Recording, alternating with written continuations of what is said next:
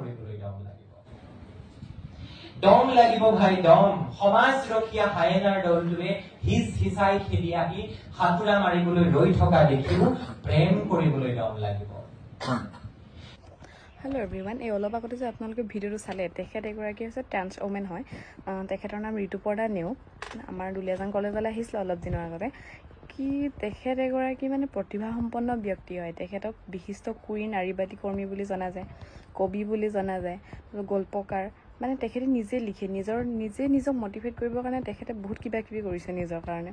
তেখেত আৰু কি হৈছে, এইটো উন্নয়ন খণ্ডৰ কৰ্মী হিচাপে জনা যায়। আৰু তেখেতে নৰ্থ ইষ্টৰ কাৰণে এইটো লিংগ আৰু এডুকেশ্যনৰ ওপৰত তেখেতে বহুত কাম কৰি আছে। মানে তেখেতে আকাম ফাউণ্ডেশ্যনৰ প্ৰতিষ্ঠাপক হয় তেখেত। তাৰপিছত শুনিবচোন, তেখেতলোকৰ মই দিম বাৰু কিছুমান ক্লিপ আপোনালোকক।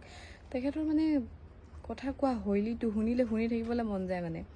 তাকে বেছি মই নকওঁ, আপোনালোকক নিজে চাই বুজি পাব আপোনালোকে তেখেতে কোৱা কথাবোৰ। কিন্তু ভিডিঅ'বিলাক হয়তো কোৱালিটিটো ভাল নহ'ব পাৰে, কিন্তু আপোনালোকে কথাবিলাক শুনিব। তেখেতৰ কথা কোৱা শৈলীটো মানে গোটেই দিনটো যেন তেখেতে কৈ থাকিলেও শুনি থাকিব পাৰিব। তেনেকৈ প্ৰতিভা লাগে মানুহক। কিন্তু আপোনালোকে চাবচোন, গম পাব তেতিয়া। আপোনালোকে তেখেতৰ বিষয়ে চাৰ্চ কৰিলেও পাব, বা ইউটিউবত কিছুমান পডকাষ্ট আছে, মই চাইছিলোঁ। তেখেতৰ বিষয়ে জানিবলৈ আপোনালোকে চাব, ভাল। মোৰ বিছনাৰ তলত এটা বাকচ আছে।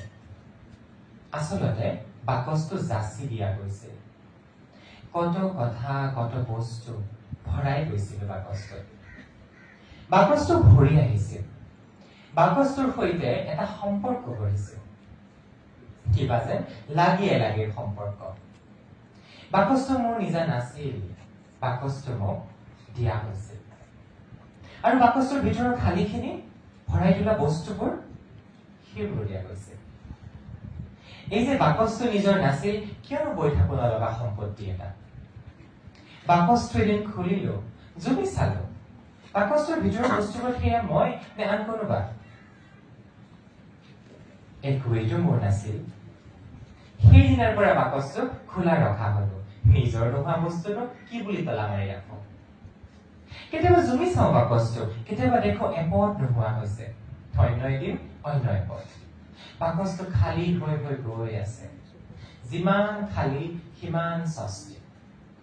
আজিকালি বাকচটো জুমি চাই বৰ ভাল লাগে। বাকচটো খালী হৈ গৈয়ে আছে যে। কেতিয়াবা চিলমিল টোপনিত দেখো বাকচটো বিছনাৰ তলৰ পৰা নোহোৱা হৈছে। কিন্তু এতিয়াও আছে, মোক যাচি দিয়া বাকচটো। হয়তো এদিন খালী হৈ যাব, আৰু মই মুক্ত হম সেইদিনাই। পঢ়িব যাবা ইয়াৰ পাছত দেখিবা ল'ৰাৰ হোষ্টেলৰ টাইমিং নাই, উদঙীয়া গৰুৰ দৰে কিন্তু দং দঙাই ঘূৰি ফুৰিব পাৰে। কিন্তু ছোৱালীৰ হোষ্টেলত কাৰফিউ। 9টা বজাৰ লগে লগে আহি সোমাব লাগিব, 8 বজাৰ লগে লগেই সোমাব লাগিব। কিয় ৰাস্তাত বাঘ ভালুক ঘূৰি আছে নেকি? ছোৱালীবোৰক খাব, ল'ৰাবোৰক নাখায়, খোৱাই ভাল। কেতিয়াবা ভাবো চৌ হোৱাই ভাল। কোনেও নুসুধে এইটো আকৌ তই কি পিন্ধিলি। চৌ হোৱাই ভাল, কোনেও নাভাবে কাপোৰৰ তলত কি আছে।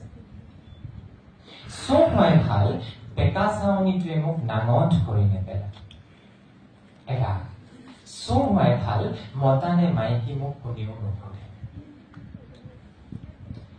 সিদিনা এটা চৌ দেখিলো, কোলা চোলা এটা আৰু মেখেলা এখন পিন্ধি থমকৈ বহি আছে।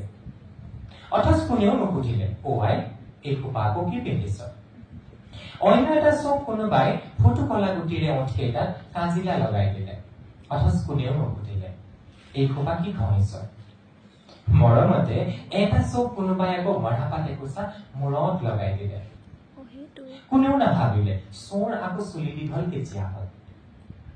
অন্য এটা চৌ কোনোবাই এঙাৰ এডালেৰে চকু এটা আঁকি দিলে। কাৰোৰে কিন্তু চকু কপালত নুঠিল। সিদিনা দেখিলো কোনোবাই আতোন টোকাৰিকৈ চৌ এটা সজাইছে। মাকৰ পুৰণা ব্লাউজ এটা আনিলে, গাতেও লগালে।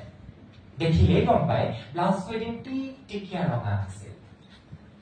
ককাকৰ পুৰণা মাৰ্কিন ধুতিৰ টুকুৰা এটাও কঁকালত বান্ধি দিলে। মৰাপাতৰ চুলি কোচা আছিলে। আৰু কি কৰো বুলি তেওঁ এঙাৰ এটুকুৰা আনি চকুৰ ওপৰত আঁচ দুডাল টানি দিলে। ফুটু কলাৰ কাজিলা আছিলে, চৌটো সম্পূৰ্ণ হল। চোৰটো আজিকালি চাহ এখনৰ ওপৰত ওলমি থাকে অথচ কোনেও নুসুধে চোৰটোৰ কাপোৰৰ তলত কি আছে চাৱনীবোৰ দেখা কৈ নাযায় হাঁহি এটা মাৰি বাটলৈ মাথো কয় কেনে ধুনীয়া চোৰ কেতিয়াবা চোৰ হৈ ৰাস্তাৰ কাষত ৰৈ থাকিব মন যায় তেতিয়া কোনেও নুসুধিব ইয়ালৈ কি পিন্ধিছ কোনেও নাভাবিব কাপোৰৰ তলত কি আছে আৰু চকুবোৰে মোক নামত কৰি নাচাব কেতিয়াবা ভাবো চোৰ হয় থেংক ইউ পোৱা যায় নেকি তাহাঁতক মাল বুলি ক'বৰ কাৰণে ভাষা চাবা যদি আমি মাল বুলি কৈছো অলৰেডি আমি আমাৰ মাইণ্ডত ভৰাই লৈছো সিহঁতি বস্তু হয় সিহঁতি জীৱ নহয় যদি বস্তু হয় আমি যি মন যায় তাকেই কৰিব পাৰো বস্তু এটা মোবাইল এটা ভাঙি মন গলে ঠেকেচা মাৰি দিব পাৰি ৰাইট মন গলে ভালকে চাফ চিকুণ কৰি স্কিন গাৰ্ড লগাই ল'ব পাৰি কাৰণ বস্তু হয় মনৰ ওপৰত কথা গতিকে আমাৰ মাজৰে কোনোবা ব্যক্তিক ছোৱালীক জাষ্ট বিকজ তেওঁৰ লিংগ বেলেগ হয় তাৰ কাৰণে আমি তেওঁক বস্তু হিচাপে চাইছো সেইকাৰণে মন গলে আজুৰ মাৰিব পাৰে মন গলে অত্যাচাৰ কৰিব পাৰে মন গলে পিটিব পাৰে যোনে এই ভাইলেন্স কৰে হিংসা কৰে মইতো কওঁ তেওঁ এজন মৰা হোৱা ব্যক্তি হয় তেওঁ জীৱিত ব্যক্তি নহয় যি পুৰুষে কোনোবা তেওঁৰ সংগীৰ ওপৰত অত্যাচাৰ কৰি আছে যৌন হিংসা কৰে বা দাহস্য হিংসা কৰে তেওঁ এজন মৰা হোৱা ব্যক্তি তেওঁ এজন জীৱিত ব্যক্তি নহয় আৰু তেওঁৰ পৰা অহৰ্নিশে দুৰ্গন্ধ আহে সেইকাৰণে তেওঁৰ ওচৰলৈ তেওঁ নিজৰ ল'ৰা ছোৱালীও নাযায় এজন ব্যক্তিৰ মাজত খুব কিবা এটা মৰিব লাগিব তেওঁৰ আত্মাটো মৰিব লাগিব তেতিয়াহে তেওঁ সংগীত ওপৰত হাত উঠাব পাৰে তেওঁ পটককে বেয়াকৈ কৈ দিব পাৰে গতিকে আমি সেই হিংসাৰ কাৰবাৰটোত আমি কেনেকৈ চাইছো গতিকে আই এম চিয়ৰ তোমালোক যিবোৰ ল'ৰা ইয়াতে বহি আছা তোমালোকে ডেড বডি হৈ চলিব নিবিচাৰা মই আড্ডাবাজ মানুহ আবেলি আবেলি বাৰান্দাত বহি আড্ডা দিয়া আমাৰ বহুদিনীয়া অভ্যাস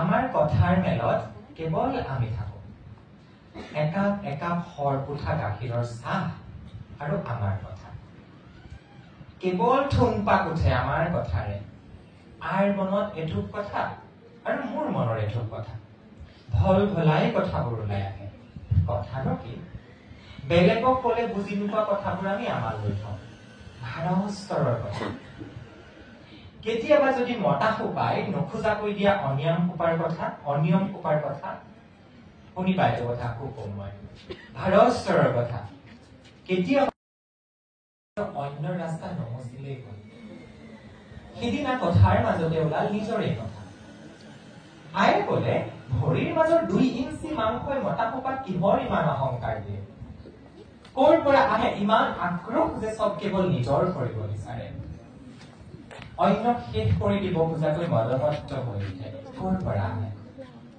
কথাৰ মাজতে কথা ওলাইছিল শৰীৰ আৰু মনৰ কথা আমি পাতিছিলো ৰূপান্তৰৰ কামনা কি মনৰ জোখাৰে নিজে হবলৈ পোৱাৰ সুখ কি সিদিনা আমাৰ আড্ডাত এটাই সিদ্ধান্ত হৈছে ভৰিৰ মাজত থকা একোৱে আমাৰ পৰিচয় নিদিয়ে নিজে নিজকে কেনেকৈ চাইছো সেয়াহে আচল কথা চাহৰ কাপ দুটা উঠাই লৈ যাওঁতে আমাৰ এটাই সিদ্ধান্ত হৈছে ভৰিৰ মাজত যিয়েই নাথাকক আমি আমাৰ হৈ থাকিম কেৱল নিজৰ